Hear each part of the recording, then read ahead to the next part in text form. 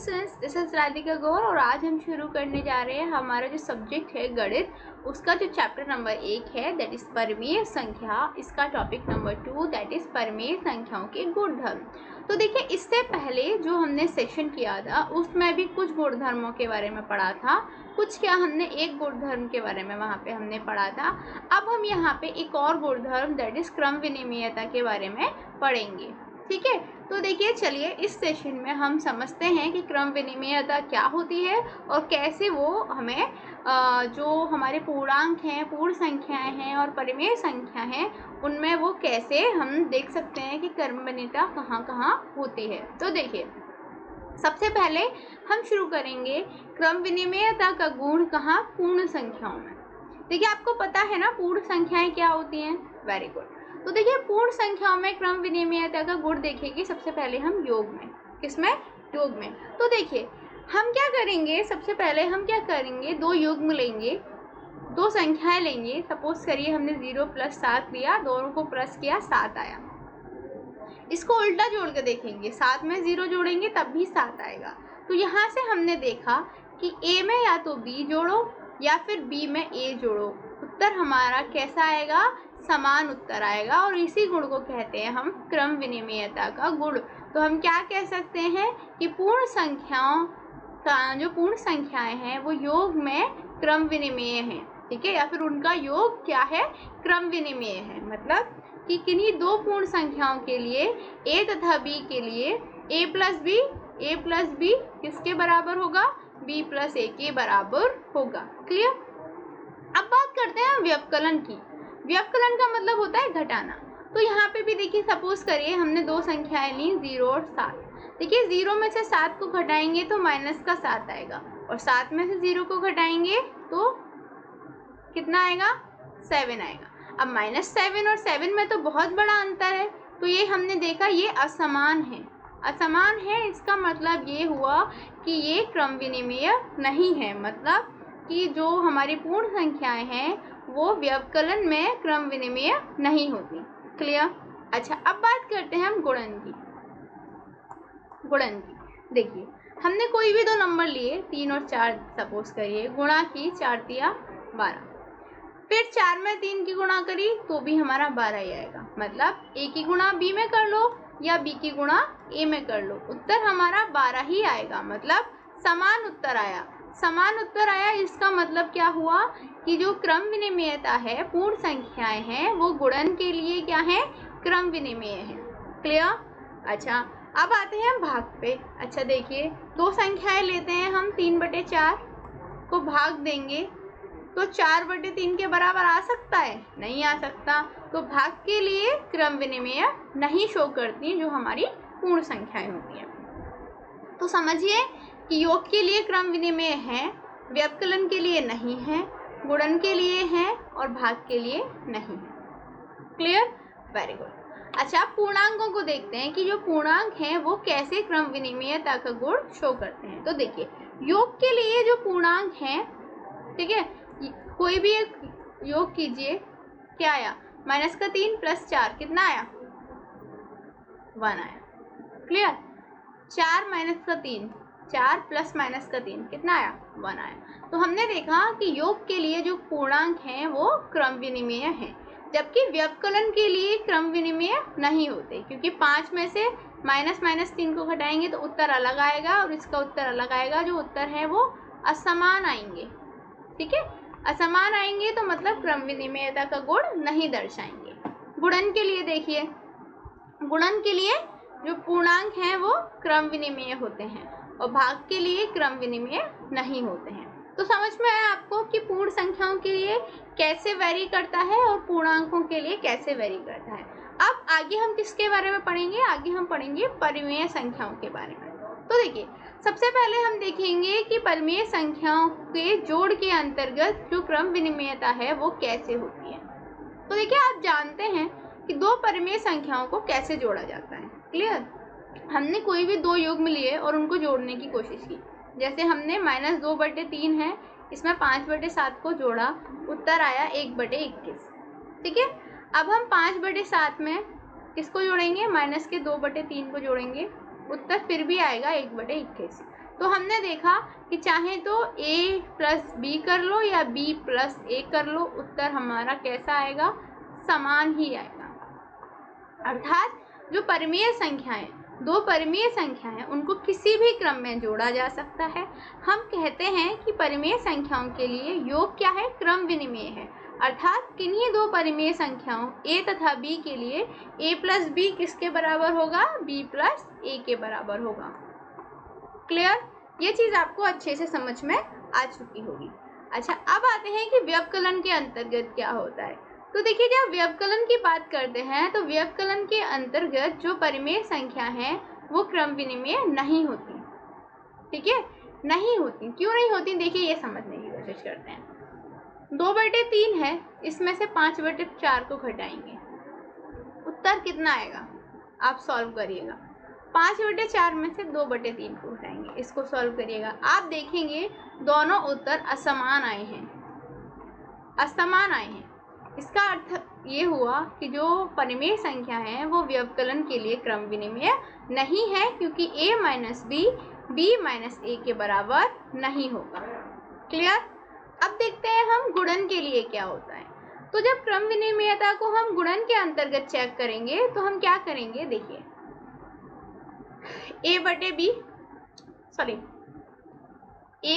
गुणा b, ये b गुणा a के आना चाहिए।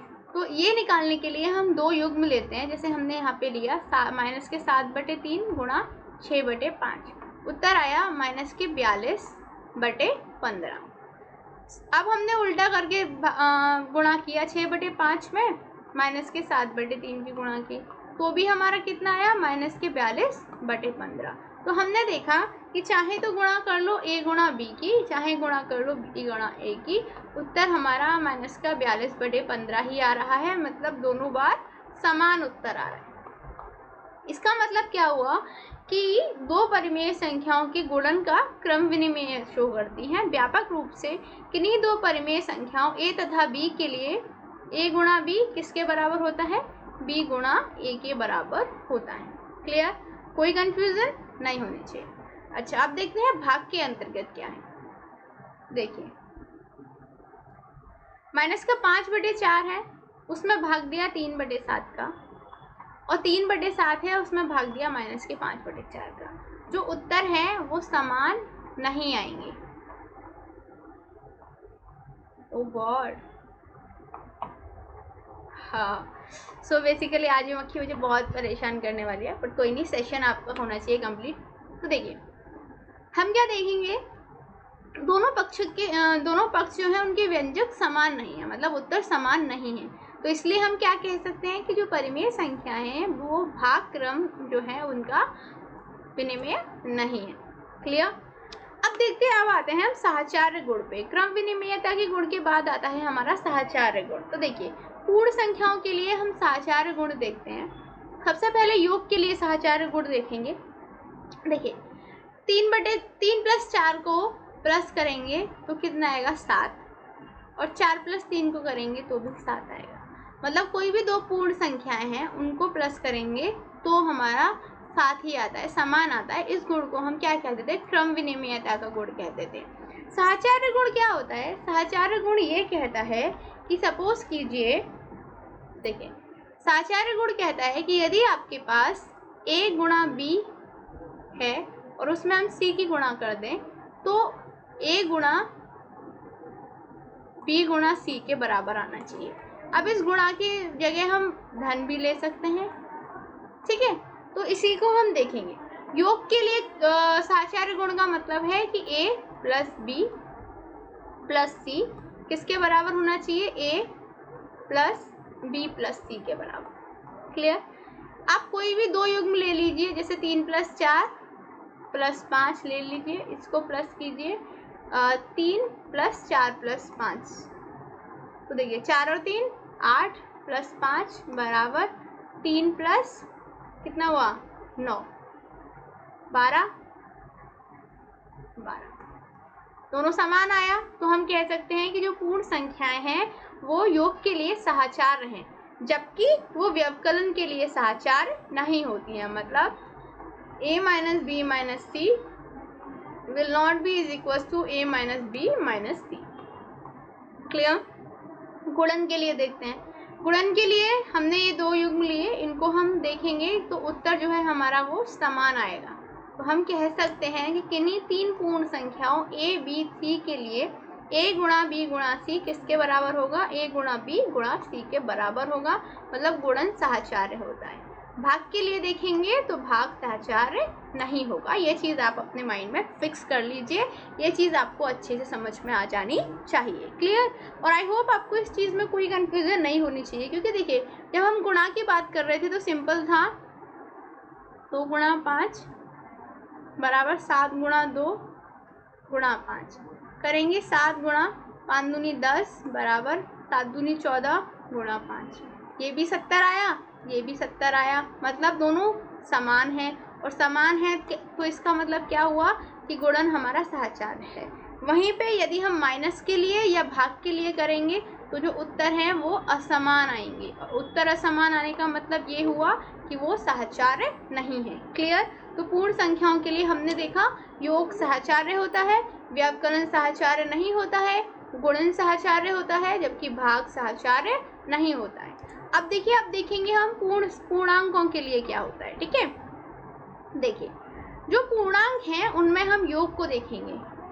देखिए माइनस का 2 प्लस 3 प्लस माइनस का 4 ये निकालेंगे। फिर हम क्या करेंगे? हम निकालेंगे माइनस का 2 प्लस का 3 प्लस का माइनस का 4। उत्तर कैसा आएगा हमारा? समान। तो हम क्या कहेंगे कि योग के लिए साहचर्य दिखाता है पूर्णांक, मतलब a b c के लिए a प्लस b प्लस सी किसके बराबर होता है? a प्लस b प्लस सी के बराबर होता है। क्लियर? तो बेसिकली पूर्णांकों में योग जो है होता है वो साहचर्य होता है। अब आते हैं व्यवकलन की बात। व्यवकलन साहचर्य नहीं होता है। क्यों नहीं होता है? क्योंकि 5 में से यदि हम 7 माइनस 3 को घटाएंगे तो कभी भी 5 में से जो हम 7 को घटा के 3 को घटाएंगे ये उत्तर नहीं आएगा। समझ में आया?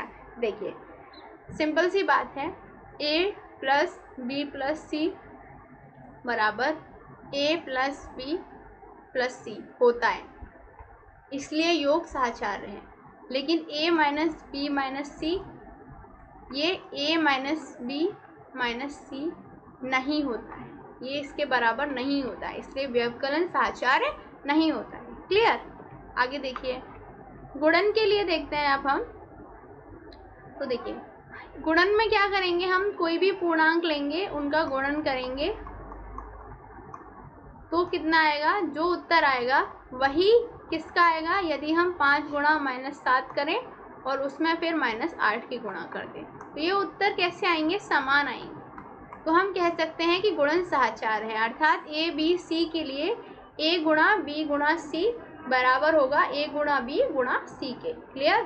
a गुणा b गुणा c किसके बराबर होगा? a गुणा b गुणा c के। समझ आया? Very good. अच्छा भाग को देखिए, भाग में साहचर्य नहीं होता। क्लियर? तो हमने यहाँ पे देखा कि पूर्णांकों के लिए योग साहचर्य है, व्यवकलन साहचर्य नहीं है, गुणन साहचर्य है और भाग साहचर्य नहीं है। ये चीज़ आपको अच्छे से समझ में आ गई। तो आई होप आपको ये सेशन भी समझ में ही आ चुका होगा। आज हमने इस सेशन में क्या पढ़ा? हमने क्रम विनिमयता गुणों के बारे में पढ़ा। हमने पढ़ा कि पूर्ण संख्याओं के लिए, पूर्णांक के लिए और परिमेय संख्याओं के लिए जो क्रम विनिमयता गुण है वो कैसे होता है, किस किस कंडीशन में, योग में क्या होगा, व्यवकलन में क्या होगा, भाग में क्या होगा, ये सब चीज़ें हमने यहाँ पे डिस्कस की। साथ में ही हमने पूर्ण संख्याओं और पूर्णांकों के लिए साहचर्य गुण के बारे में भी इस सेशन में डिस्कस कर लिया। अब अगले सेशन में हम क्या डिस्कस करेंगे? अगले सेशन में हम साहचर्य गुण पढ़ेंगे परिमेय संख्याओं के लिए। तो मिलती हूँ आपसे अगले सेशन में, तब तक के लिए शुक्रिया एंड गुड बाय।